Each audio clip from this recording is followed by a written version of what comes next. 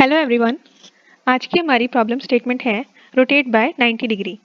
हमें एक square matrix दे रखा है। स्क्वायर मैट्रिक्स क्या होता है? जिसकी रोज और कॉलम्स सेम होते हैं। n क्रॉस n साइज का मैट्रिक्स दे रखा है। उससे हमें 90 डिग्री से एंटी क्लॉकवाइज डायरेक्शन में रोटेट करना है without using any extra space. So n अगर 3 है तो मैट्रिक्स 3 क्रॉस 3 का होगा, यानी कि उसमें 3 रोज होंगी और 3 कॉलम्स होंगी। ठीक है। और उसको जब हम रोटेट करेंगे एंटी क्लॉकवाइज 90 डिग्री में, यानी कि हम उससे एंटी क्लॉकवाइज इस डायरेक्शन में 90 डिग्री से रोटेट करेंगे तो वो बन जाएगा, उसका जो 3 2 1 है रो, वो रिवर्स ऑर्डर में कॉलम बन जाएगी 3 देन 2 देन 1।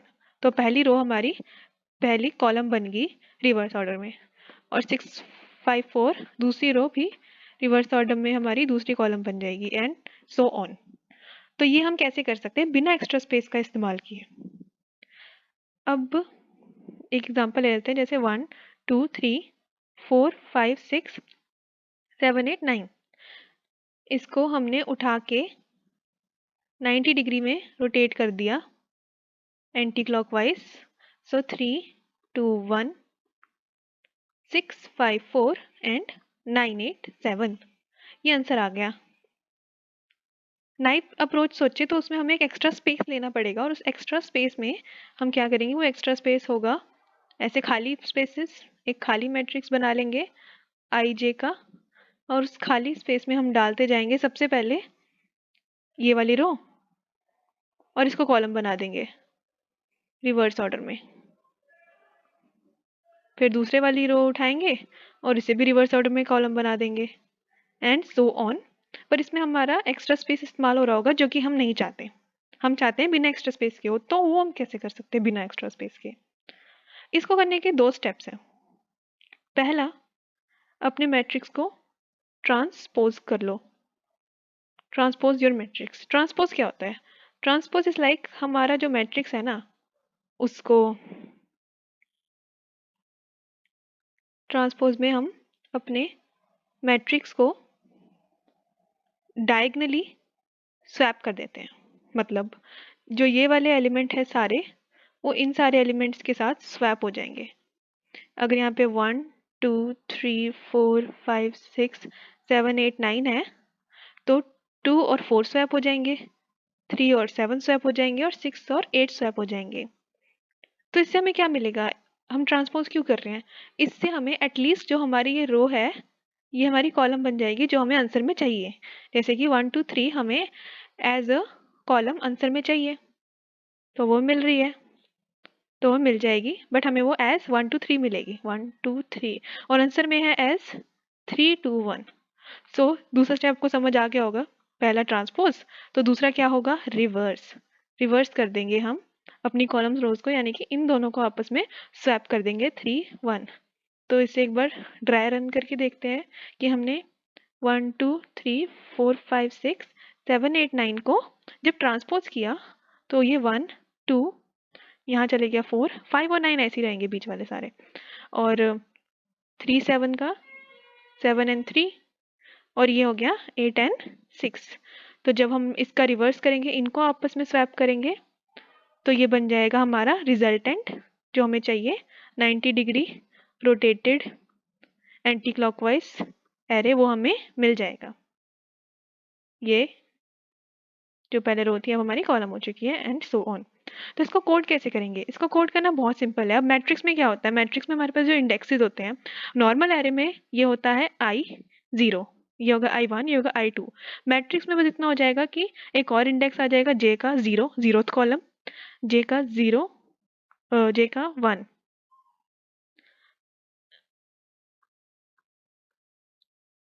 ये रो 0 है हमारी, 0 रो, और कॉलम हमारी है 0, ये कॉलम है 1, ये कॉलम है 2। सिमिलरली ये रो है हमारी 1, ये रो है हमारी 2, कॉलम हमारी वही है 0 0 1 2, और ऐसे ही हम आगे फिल कर लेंगे तो हमें इनके इंडेक्सेस समझ आ जाएंगे। तो हमारा जो मैट्रिक्स है वो आई जे की फॉर्म में है। और ट्रांसपोज के लिए बस हम क्या करेंगे? ये तो सेम ही रहेंगे, ये आपस में एक्सचेंज करने हैं, 0 1 1 0 0 2 2 0, मतलब हमें आई जे का बस जे आई बना देना है, दैट्स इट। स्वैप कर देना है। स्वैप कैसे होता है? स्वैप फंक्शन बहुत ईजी है।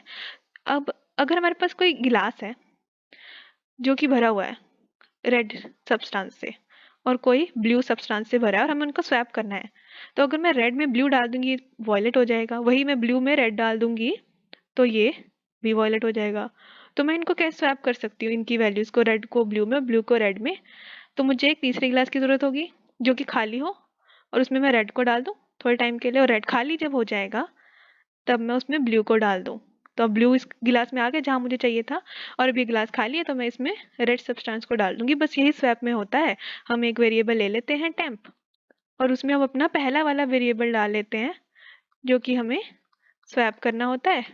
और जब हमने उसकी वैल्यू को एक जगह सेफली स्टोर कर दिया, हम उसकी वैल्यू को अब ओवरराइट कर सकते हैं। उसकी वैल्यू पे हम अपनी दूसरी वैल्यू डाल सकते हैं आई जे वाली, और यही, और फिर जो ये बच गया, अब इसके अंदर हम क्या डालेंगे, टेम्प, जो हमने वैल्यू स्टोर करके रखी थी। ये टेम्प यहाँ पे इसका काम कर रहा है, ये टेम्प इस वाली चीज का। बस यही करना है, तो इससे हमारा ट्रांसपोज हो जाएगा। ये कोड मैंने लिख रखा है ट्रांसपोज का। ट्रांसपोज तो हो गया, ट्रांसपोज सिंपल था। अब हमें जब इनको ऐसे करना है कि हम ट्रांसपोज कर चुके हैं और हमें इनको रिवर्स करना है, तो रिवर्स कैसे करें?